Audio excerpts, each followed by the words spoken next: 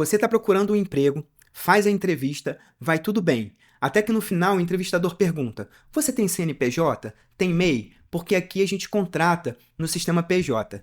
Nesse momento você percebe que eles não querem te contratar como um funcionário CLT com todas as garantias das leis trabalhistas, mas sim como uma empresa prestadora de serviços. Eu não vou entrar no mérito da legalidade dessa prática, existem vários advogados trabalhistas que já abordaram esse assunto em detalhes aqui no YouTube. O que eu posso adiantar é que esse tipo de contratação pode ser arriscado, tanto para o empregado quanto para a empresa. Mas aqui no canal o meu foco é te ajudar a tomar decisões financeiras acertadas. A gente fala muito sobre investimentos e liberdade financeira, mas a verdade é que a maioria das pessoas depende do seu trabalho e do salário para sobreviver e construir a sua riqueza aos poucos. Por isso que no caso apresentado aqui, é fundamental você saber a diferença entre um salário CLT e um salário PJ. Saber fazer a conta certinho para não sair prejudicado. O problema é que muitas vezes a proposta de remuneração PJ parece mais atraente, porque o valor oferecido costuma ser maior do que o salário no regime CLT, e você acaba ficando com mais dinheiro na mão. Mas será que realmente compensa? Para responder essa pergunta, eu preparei uma calculadora de salário PJ-CLT. Eu analisei várias calculadoras disponíveis na internet e percebi que muitas delas deixam de fora alguns aspectos importantes e pode levar você a tomar uma decisão errada. O link da planilha está aqui na descrição para que você consiga fazer sua própria simulação e tomar uma decisão mais informada. Legal, vamos aqui então à nossa planilha. Ela está um pouco coloridinha, mas você já vai entender o motivo. É para ficar de um modo assim bem didático para você entender e depois você conseguir operar sozinho, tá bom? Em primeiro lugar, deixa eu apresentar aqui rapidinho como eu estruturei a planilha. Então aqui a gente tem um quadro de simulação. Nessa primeira coluna aqui, na coluna C, a gente coloca todos os dados referentes ao seu contrato CLT. Nessa segunda coluna, a coluna D, a gente vê qual é o salário PJ equivalente, né, que a planilha vai calcular automaticamente. Na coluna E, a gente vai ter um espaço para digitar qual a proposta que a gente está recebendo. Então, vamos supor que você está mudando de empresa. Então, você tem atualmente um contrato CLT e está indo para uma empresa PJ. E, nesse caso, você vai receber uma proposta. Então, a planilha vai calcular qual o mínimo que você deveria receber para conseguir manter o mesmo padrão de vida que você tinha. E aí, você vai poder digitar qual o valor da proposta que a empresa está fazendo para você conseguir avaliar se vale a pena ou não. Tá? Então, a planilha está estruturada numa forma de demonstração de resultado do trabalhador, tudo em base mensal. Então, vou fazer algumas simulações e a gente vai discutindo ao longo do caminho, tá? Então, vamos lá. Vamos fazer a simulação, primeiramente, para um salário de R$ 2.500 bruto CLT. Então, veja que para um salário de R$ 2.500, a nossa planilha calculou que você deveria receber, no mínimo, R$ 4.287 se fosse num contrato PJ. O que a gente está considerando aqui na planilha? A gente está considerando que, como CLT, você tem direito ao salário mais as férias remuneradas, tá? No valor de R$ 2.500, um adicional de férias, que aqui eu coloquei proporcional, né? Trazendo, você recebe isso uma vez ao ano, então aqui eu dividi por 12 para ficar na base mensal. O CLT tem direito ao 13º, o empregador deposita o FGTS, que é 8% do salário.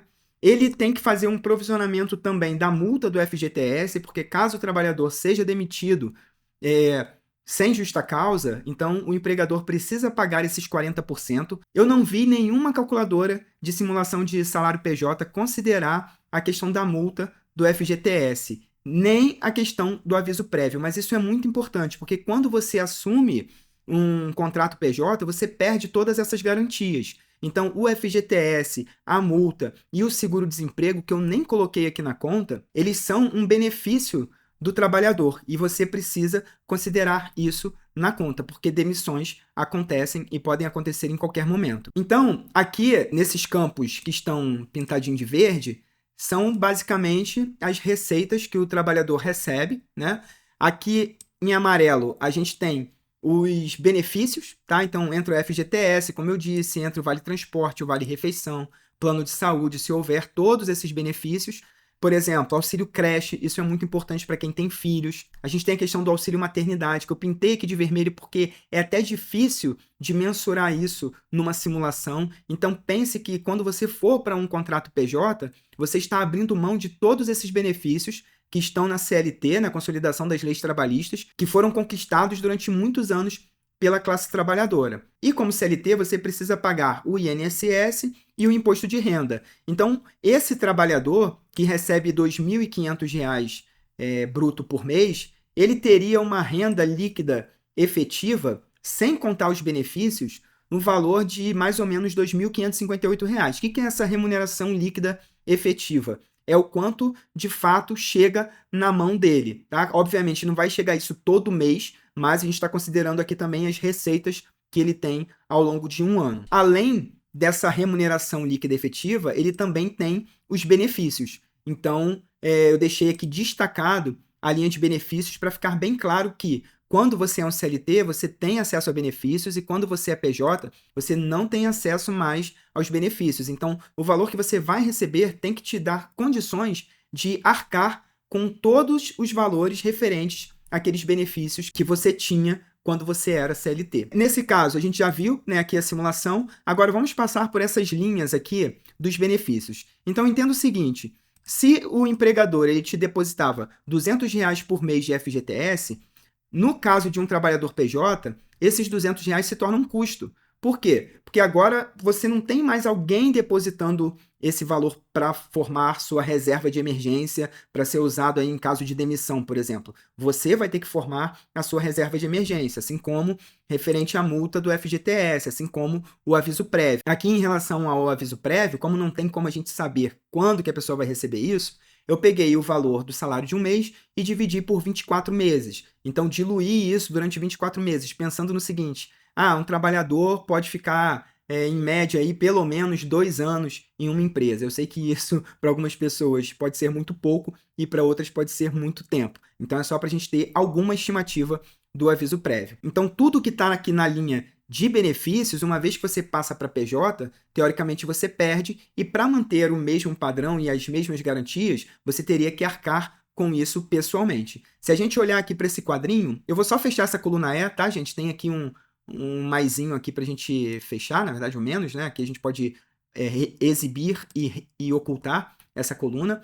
O que acontece quando você passa para PJ? Nesse exemplo que a gente colocou aqui, se a empresa pagar esses R$ 4.287, que seria o justo, para o trabalhador ter a mesma remuneração efetiva aqui no final, ela teria um aumento de custos no valor de 10%. Tá? Então, os custos dela aumentariam 10%. Por quê? Antes a empresa teria como CLT um custo de R$ 3.881 para esse funcionário. Lembrando que não são só apenas esses custos aqui do empregador, ele também tem outros custos sobre a folha de pagamento. Então, por exemplo, o INSS patronal, o risco ambiental do trabalho, a contribuição com o Sistema S, e dependendo da categoria, pode ter periculosidade, enfim, tem várias coisas que a lei garante ali para o trabalhador. Eu estimei só esses custos adicionais. Então, esse seria o custo total para a empresa se o funcionário fosse CLT, e aqui seria o custo para a empresa se ele fosse PJ. É claro que quando a empresa vai te fazer uma oferta de PJ, ela também quer economizar. Então, vai ser muito difícil eles chegarem, por exemplo, num custo, numa oferta para PJ que seja maior do que o custo que ele já tem com CLT. Então, isso que você precisa prestar atenção, e é esse o risco para você. Por isso que eu estou trazendo essa planilha aqui, para te ajudar a tomar uma decisão financeira adequada para a sua vida, para que você não perca dinheiro. Agora, vamos olhar aqui na coluna do empregado. O que acontece com o empregado? Antes, ele tinha um custo de R$ 219, que era o INSS mais o imposto de renda. Mas agora, passando para PJ, ele passa a ter um custo de R$ 1.729, né? Porque ele vai ter que arcar com todas essas coisas aqui. Então, você precisa ficar atento porque, às vezes, aí eu vou abrir aqui de novo essa coluna, vamos supor que a empresa te ofereça, faça uma proposta para você de pagar no PJ R$ 3.800. Aí você vai pensar assim, caramba, é bastante salário, né? Bastante dinheiro na mão. Por quê? Antes eu recebia um líquido mais ou menos de R$ 2.500, mas agora eu vou receber na minha mão R$ 3.800. Mas como você recebia vários benefícios indiretos, né, esses R$ 3.800, se você quiser manter a mesma estrutura de benefícios que você tinha, por exemplo, o FGTS, uma segurança para caso de desemprego, né, a questão do próprio INSS, porque se você não fizer uma contribuição para o INSS, que conta tanto para aposentadoria e também como um seguro, né, uma seguridade social, então em caso de acidente de trabalho, em caso de alguma invalidez, você tem a segurança, claro que sua renda vai cair, mas você tem alguma segurança do INSS, agora você não tem mais. Então vai entrar como custo para você, eu coloquei aqui em caso de PJ, seria ideal que o PJ pagasse um seguro de vida, que desse conta dessa questão da seguridade. Né? Então, esses custos aqui vão entrar. E se você for arcar com todos eles, o seu salário líquido não é mais R$ 2.558, como era no regime CLT. Agora é de apenas R$ 2.089. Então, você está perdendo aí R$ 468 por mês e está tendo uma queda no seu padrão de remuneração em torno de 18%. Isso é muito importante e é muito arriscado quando a gente faz essa mudança de regime. Mas antes de passar para uma outra simulação, deixa eu só destacar o seguinte. Existem duas formas de enquadramento em termos de imposto para quem é PJ. Tá? A gente está falando da categoria do Simples Nacional. Existe quem é MEI, o microempreendedor individual, que é quem fatura até o limite de R$ 81 mil no ano. Então, tá aqui um campo para você digitar. Né, caso mude no futuro o limite do MEI, então coloquei aqui 81 mil, isso dá um valor mensal de R$ 6.750. Para quem é MEI, qual é a tributação? Na verdade, você vai ter que pagar uma taxa de R$ 75,90, que ele vai já incluir tanto a parte do imposto de renda da empresa, né, o INSS do equivalente patronal, PIS e COFINS, está tudo dentro dessa taxa do MEI. Só que quando a sua empresa, né, o seu CNPJ ultrapassa a remuneração de R$ 81 mil no ano, você já é reenquadrado para a categoria do Simples Nacional. E aí a tributação vai depender muito do seu ramo de atividade, tá bom? Inclusive se você fatura para o mercado nacional ou se fatura para o exterior. Então, isso você obviamente tem que ver com o contador, mas se você mudar de categoria, pelo menos aí você vai pagar 6% de imposto sobre o seu faturamento. Ah, e sobre MEI, uma coisa importante, porque quando a gente é Simples Nacional e você vai ter o contador lá fazendo a sua contabilidade, o resultado da sua empresa, o lucro que ela der, você pode, por exemplo, receber isso como um dividendo. E os dividendos já são isentos de imposto de renda. Agora, quando você é MEI, provavelmente você não vai conseguir fazer essa contabilidade para apurar o lucro da empresa e aí alguma parcela de imposto de renda você também vai pagar. Eu fiz essa simulação assim meio que por alto, numa estimativa da minha própria experiência pessoal, mas você deveria, obviamente, perguntar a um contador, a uma pessoa especializada, porque também a gente tem mudança de opiniões nesse sentido, tá bom? Então vamos lá, vamos fazer agora uma simulação de R$ 5.000. Então, um trabalhador que ganha no CLT R$ 5.000, ele deveria receber um mínimo de R$ 7.273 como PJ. Isso vai dar para ele uma remuneração efetiva de R$ 4.600, que é equivalente ao que ele recebia como CLT. Mas imagine que essa pessoa agora, ela já tem outros benefícios. Então, por exemplo, ela já tem o Vale Transporte de R$ 600, tem um Vale Refeição, vou colocar aqui também de R$ 600, e aí a gente vê que agora, como você vai ter que arcar com o seu Vale Transporte, com a sua refeição, o mínimo de PJ já aumenta. Para você ter os mesmos 4.659, agora você tem que receber 8.550 do empregador. Tudo bem que antes ele já te pagava esses benefícios também, tá? Mas só para você ficar bem atento em relação a esse valor. Imagine se você tem um cônjuge, né? E você tem plano de saúde na empresa. O plano de saúde que a empresa te oferece abrange você e seu cônjuge. Então vamos colocar aqui um valor de um plano para 2 pessoas, um valor de R$ 1.000, tá? Estou chutando, obviamente isso depende da faixa etária, o tipo de plano, enfim. Mas quando você fizer a sua simulação em casa e estiver analisando a sua proposta, você tem que preencher aqui no que está de amarelo os custos que você vai ter caso você se torne PJ. Então pode ser que a empresa te desconte aqui um valor pequenininho de plano da coparticipação, um valor de R$ 50 por mês. Mas se você sair da empresa e for para PJ, você vai ter que pagar o plano integral. E aí você vai ter que arcar com os R$ 1.000, que provavelmente é um valor superior ao valor que a empresa gasta com você em termos de plano de saúde, entendeu? Se ficar qualquer dúvida, por favor, coloca aí nos comentários que eu vou certamente te responder e a gente vai mantendo essa conversa viva aí na comunidade aqui do canal, tá bom? Você pode preencher aqui depois outros benefícios, mas olha só, no caso de um salário de R$ 5.000, já passa para R$ 9.600. Vamos colocar agora uma nova faixa salarial de uma pessoa mais sênior, com mais tempo de estrada aí no mercado de trabalho. Vamos colocar um salário de R$ 10.000, por exemplo.